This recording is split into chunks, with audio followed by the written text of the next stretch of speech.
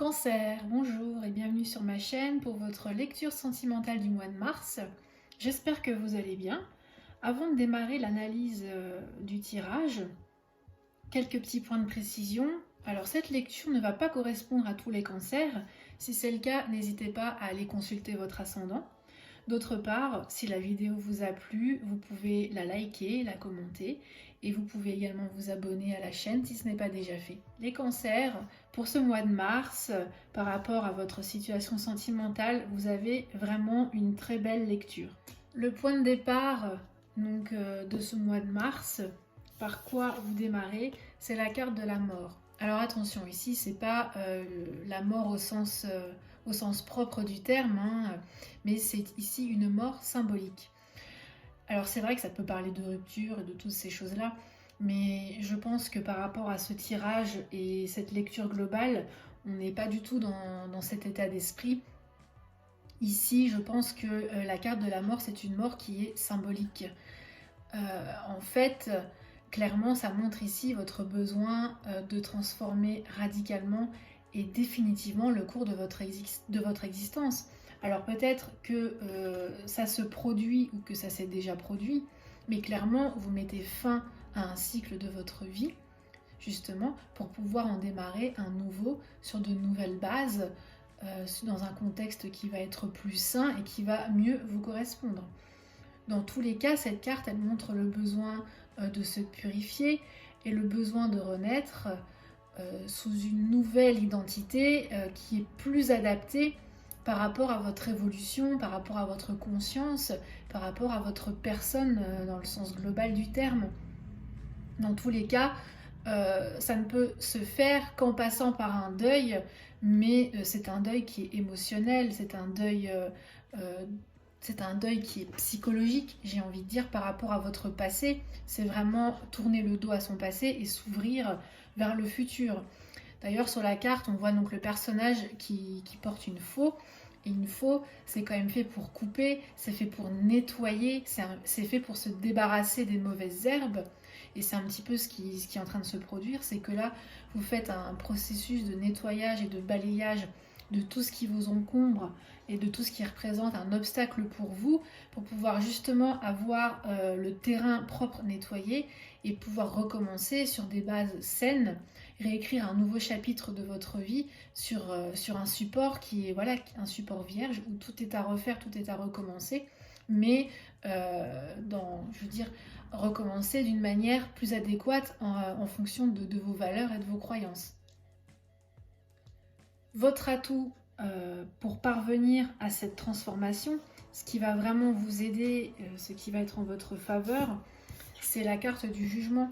Ici, c'est une très belle carte parce que je pense qu'ici, elle a plusieurs sens. D'une part, le jugement, c'est juger sa vie, c'est avoir une prise de recul, c'est-à-dire c'est faire la somme de vos expériences, de vos réussites, de vos échecs, justement pour pouvoir en tirer un bilan, en faire une synthèse.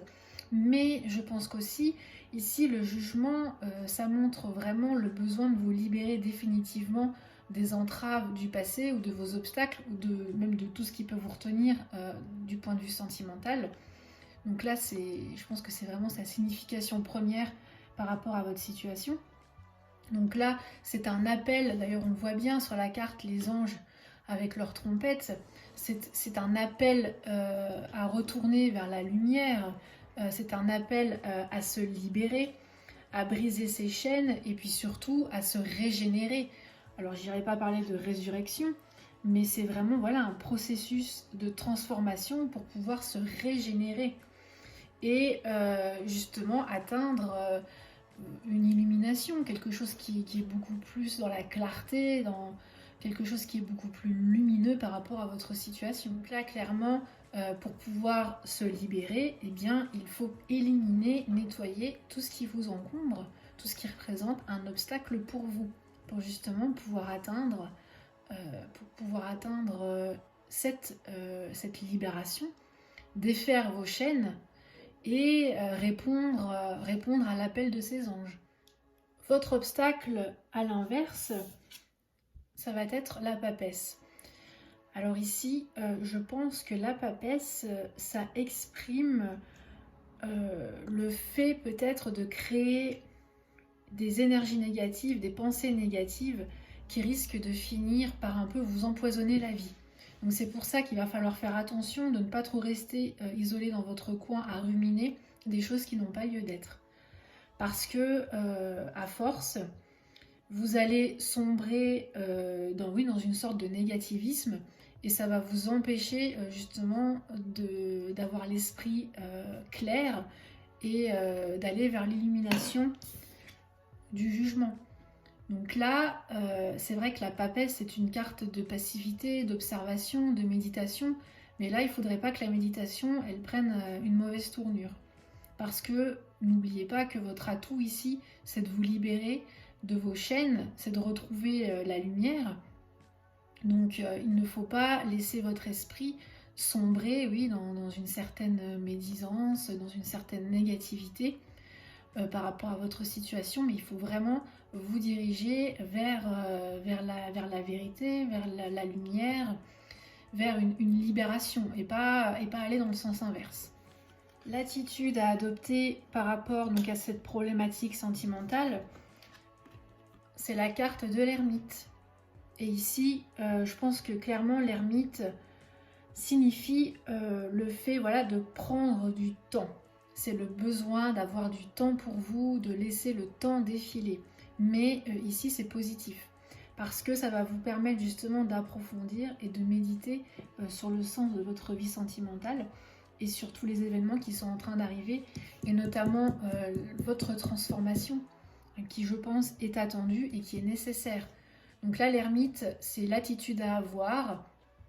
Alors c'est sûr, ça symbolise une période de repli, de retrait, on s'enferme un petit peu dans sa grotte, mais on s'enferme pour justement réfléchir et trouver la lumière, pour pouvoir mieux se libérer de ses entraves.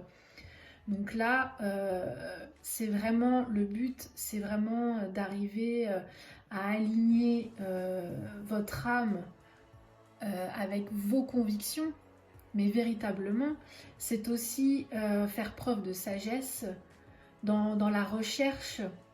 Et ça ne peut que se produire en étant un petit peu replié sur soi-même, parce que vous avez besoin de prendre ce temps pour réfléchir. Voilà, pour prendre un temps pour méditer. C'est vraiment prendre du temps pour soi. Donc ça veut dire quelque part se mettre un petit peu de côté, c'est-à-dire faire une pause sur son chemin de vie pour pouvoir approfondir votre situation et rechercher peut-être aussi des solutions, un remède par rapport à votre situation. Mais je pense qu'ici, c'est un mal pour un bien. C'est positif, et ce temps de pause, cette méditation, pour vous, ça sera comme un guide qui vous permettra de vous éclairer pour pouvoir reprendre par la suite votre chemin de vie. Et je pense que cette pause est salutaire et elle est nécessaire justement pour pouvoir avancer dans de meilleures conditions par la suite. Voilà. Et forcément, ce qui arrivera donc logiquement dans le cours des événements, après l'ermite, on a l'impératrice. Et donc là, on est encore une nouvelle fois dans une attitude qui est mentale, dans une réflexion qui est intellectuelle. Donc vous voyez ici quand même que les deux pôles, les deux extrémités de votre lecture, elles sont quand même très basées sur le mental, sur la tête, sur les pensées. Et ici, l'impératrice demande vraiment d'avoir une réflexion intellectuelle par rapport à votre situation pour arriver à la comprendre, mais en laissant de côté les émotions et les sentiments, parce que parfois on peut être débordé par l'aspect émotionnel, j'ai envie de dire, et du coup on est un petit peu aveuglé par les sentiments, on est un petit peu aveuglé par les émotions et on a du mal à y voir clair. Donc là, je pense que c'est important de laisser l'aspect sentimental de côté, justement pour pouvoir vous permettre de faire un travail mental qui soit clair, qui soit limpide, et ça va vous permettre aussi de planifier en toute quiétude, planifier votre futur, de schématiser vraiment sérieusement ce que vous voulez faire par la suite. Ça permet aussi de faire le tri dans ses idées par rapport à vos projets, à vous concentrer sur vos priorités dans la vie, plus particulièrement ici la vie sentimentale. Mais tout ça, ça reste une dimension théorique qui doit se faire vraiment dans la clarté d'esprit, dans une précision mentale. C'est très important Parce que là, après toutes vos épreuves, on a quand même notre processus de transformation ici, par rapport à ce que vous vivez.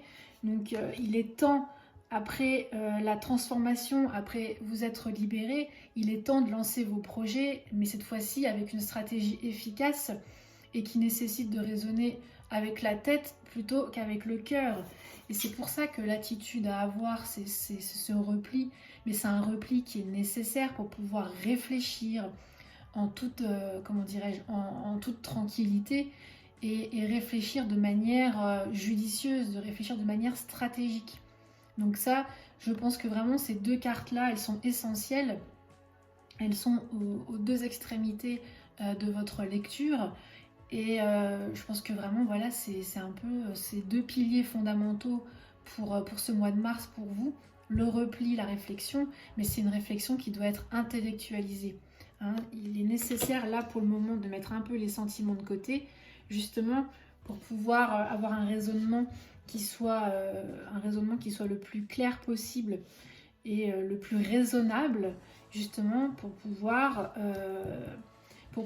assurer et accepter cette nouvelle transformation et repartir sur de meilleures bases. Voilà. Bien écoutez, j'espère que cette lecture vous aura permis d'y voir un peu plus clair par rapport à votre situation sentimentale actuelle. Pour ma part, je vous retrouve début avril pour une nouvelle lecture générale. En attendant, je vous souhaite réellement le meilleur et je vous dis à très bientôt. Voilà, ciao ciao!